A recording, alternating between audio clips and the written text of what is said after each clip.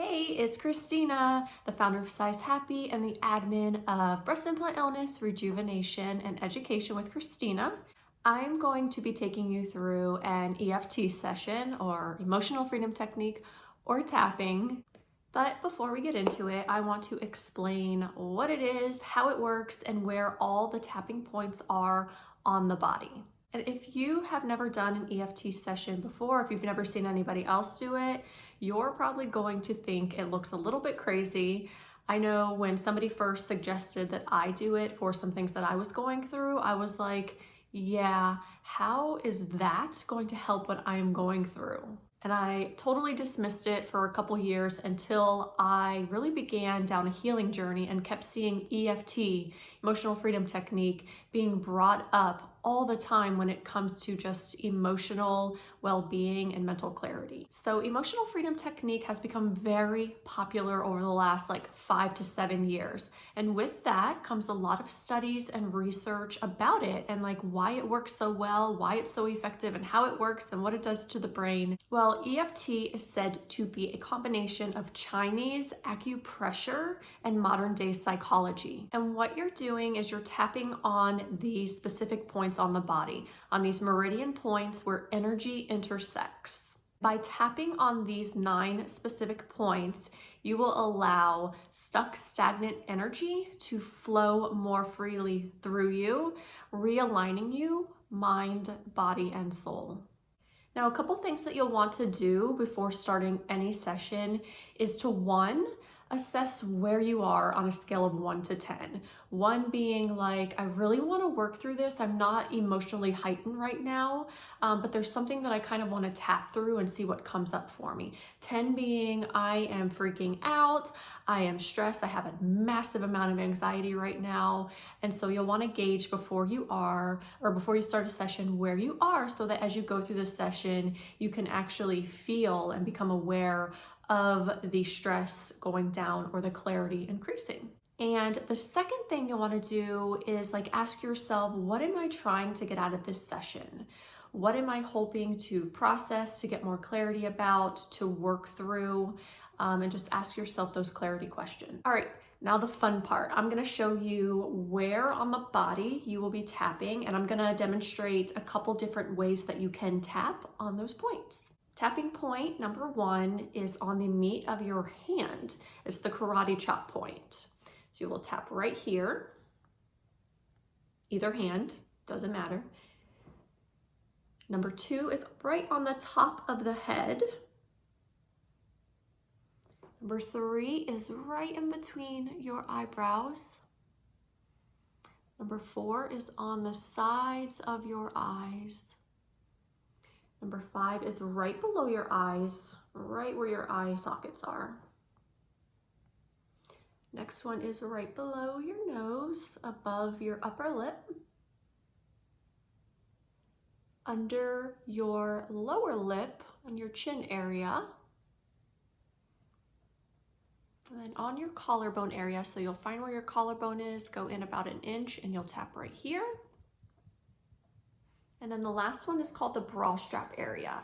So it's right where your bra strap would be, kind of right underneath your shoulder blade. And you'll tap on that point. And there are a couple different ways that you can tap on these points. From what I understand, either way is not better than the other. They're both very effective. So when it comes to the karate chop area, you can do with your 4 fingers, 2 fingers, or some people even just do with both hands like this. Now with the top of the head, you can do at the same time, alternate back and forth, or just one side at a time. And the same goes with these areas. So you can do together like this, or you can alternate like this. Or you could just do one side the entire time, the entire way through. So like this, then you'll do this side, then you'll do this side, then you'll do under here, and then you'll continue to move down on this side here. Okay, so those are the different ways that you can do it and all of the tapping points. In today's EFT session, we are going to tap away any feelings of being worried, scared, or anxious as you are waiting for your explant surgery, and we are going to surrender to trust and patience. Before we get started, let's take a couple deep breaths together.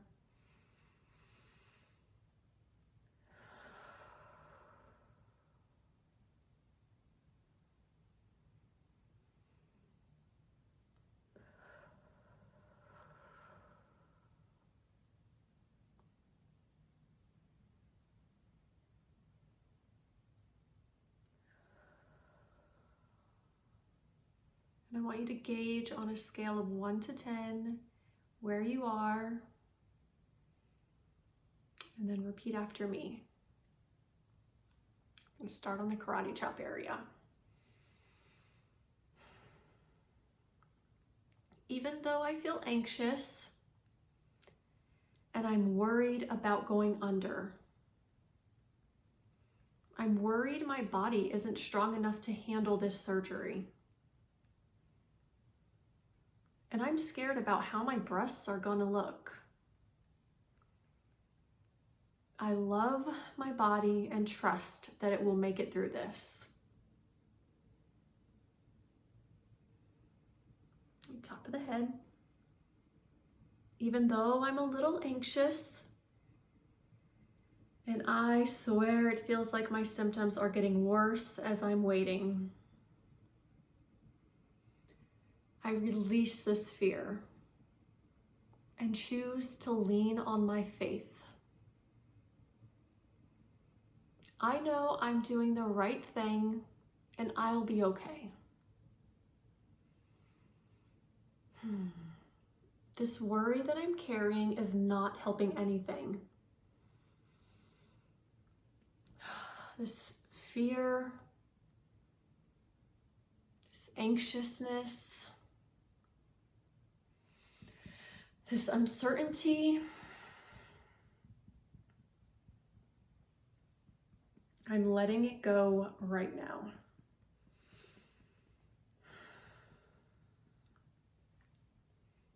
I have the best surgical team on my side.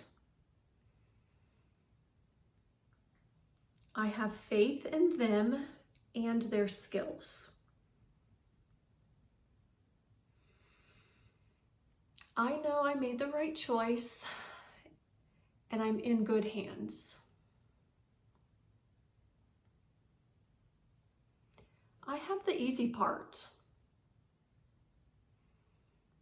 I get to go to sleep through everything,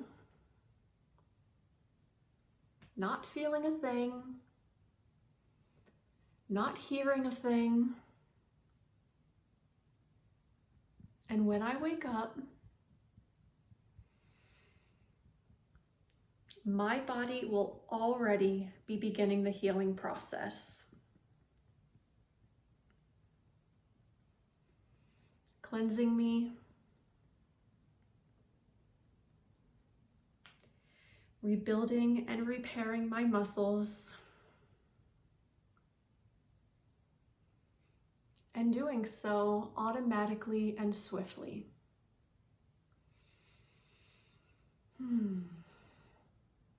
I will get through this part of the journey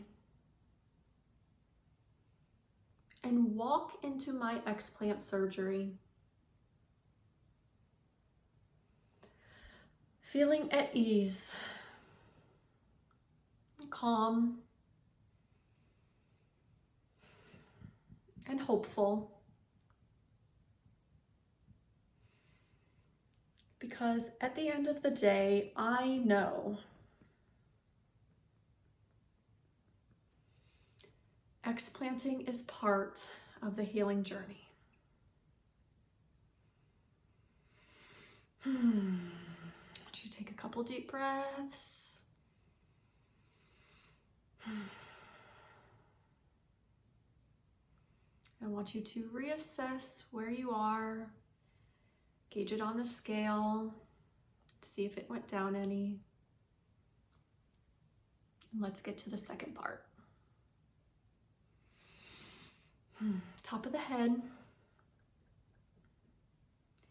Even though I still have some worry in my body, I deeply and fully trust in the timing of everything and this process. At the end of the day, my breast size really doesn't matter. What matters is that I feel better and get back to doing things again that I enjoy.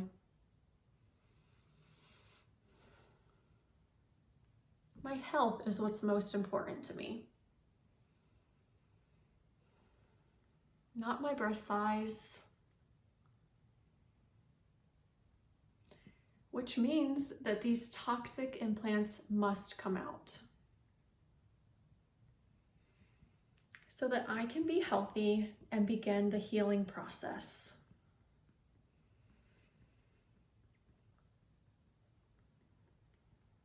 As my surgery approaches, which sometimes does not feel fast enough, I want to remind myself that if I can get through a breast implant illness, I can get through this waiting game.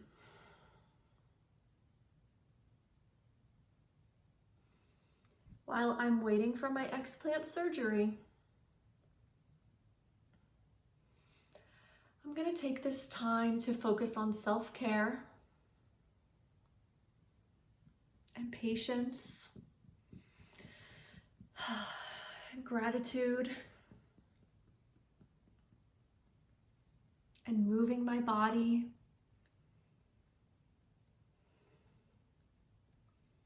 and loving my body.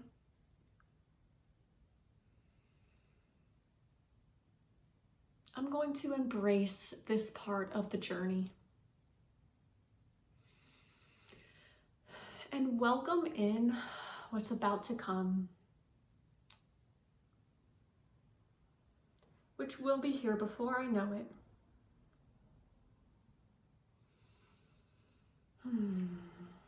All these negative emotions, I'm letting it all go. I'm releasing all of this worry, anxiousness, and impatience, and replacing it and surrendering to more patience and love, trust, and hopefulness. Now I want you to assess where you are, and if you feel like you want to go through this 1 or 2 more times, by all means do so.